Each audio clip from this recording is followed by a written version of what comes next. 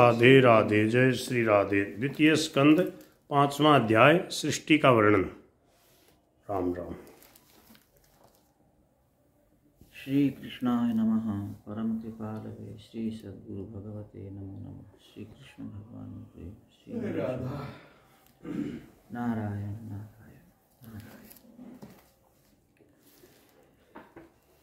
एक दिन की बात है, नारद जी ने अपने पिता ब्रह्मा जी से कहा कि आप हमें वह बात बताइए जिससे हम अपने आप को जान सकें। यह विश्व किसमें रह रहा है, किसमें पैदा हुआ, किसमें लीन होता है और किसके अधीन है। आपके लिए तो यह विश्व करामलकवत है। वह कौन सी वस्तु है जिसको जानकर एवं जिसके आधार पर रहकर आप इस सृष्टि को बनाते हैं और थकते नहीं। हम देखते हैं कि आपको भी कभी कभी तपस्या करनी पड़ती है। इससे हमारे मन में ख्याल आता है कि आपसे भी परे कोई है जिसके लिए आपको तपस्या करनी पड़ती है। देखो, असल में अपने से अतिरिक्त यदि और कोई चीज हो तो उससे मनुष्य उब जाएगा। जब ज्ञात हो कि अपना इष्ट ही अनेक रूप धारण करके दिख रहा है, वही नाटक कर रहा है और वह नाटक के सब पात्रों के रूप में सामने आ रहा है, तब तो आनंद ही आनंद है। जिसने यह पहचान लिया कि तुम ही हमारे प्यारे हो, त्वं स्त्री त्वं पुमानसी त्वं कुमार उतवा कुमारी, श्वेताश्वरोपनिषद। तुम ही कुमार हो, तुम ही कुमारी हो, तुम ही स्त्री हो, तुम ही पुरुष हो, उसको कोई भ्रम या भेदभाव नहीं हो सकता।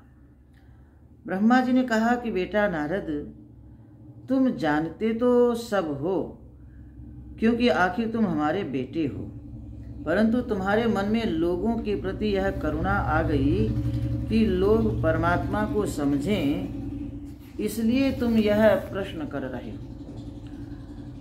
तुम जो मुझको ही सबसे परे समझते हो, यह भी झूठ नहीं, क्योंकि मुझसे जो परे है उसको न जानने के कारण ही ऐसी बात होती है। जिस वस्तु के बारे में कहा जाए कि यह इतना ही है, इतने ही देश में है, इतने ही काल में है, इसी रूप में है, जहाँ एतावत्वम आ जाए वहाँ नारायण परमात्मा का पूरा प्रकाश नहीं हो सकता।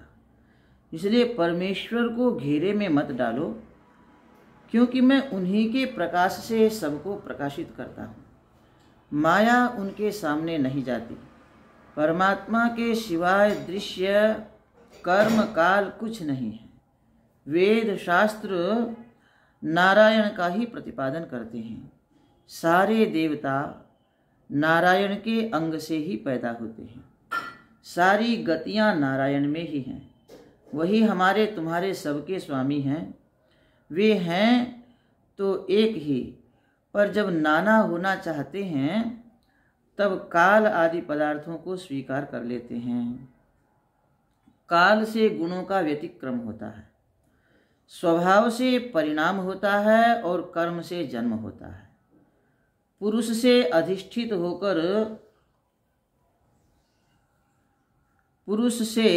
अधिष्ठित होकर ही ये सब के सब अपना काम करते हैं।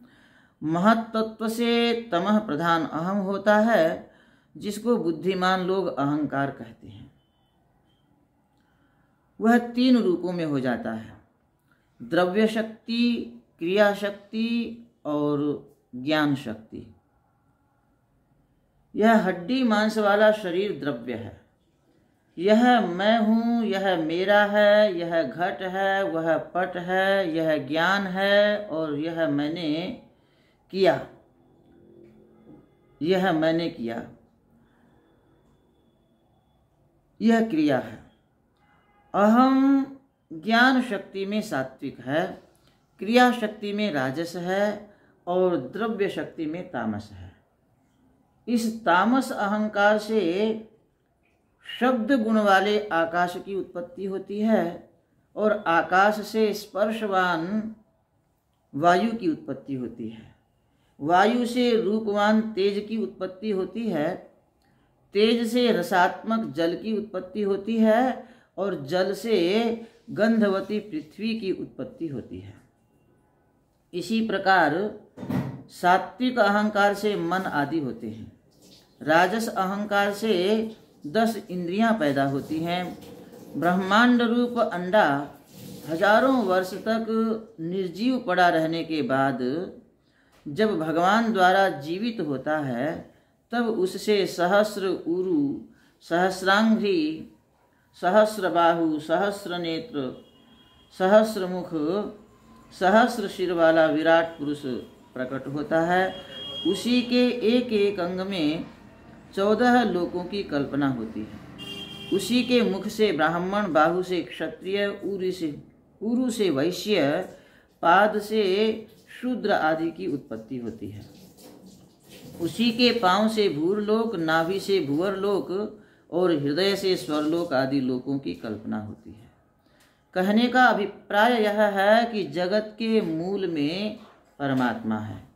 यह सृष्टि केवल रूपाभास आदि के रूप में दिखाई पड़ रही है अथवा उससे पैदा होती है या उसमें कल्पित होती है। इन वर्णनों से कोई प्रयोजन नहीं, इसको लेकर वाद विवाद करने की जरूरत नहीं। ग्रहण योग्य बात यही है कि ये सब परमेश्वर के शरीर में हैं और ऐसा समझकर उस परमेश्वर का ध्यान करना चाहिए। श्री कृष्णाय नमः।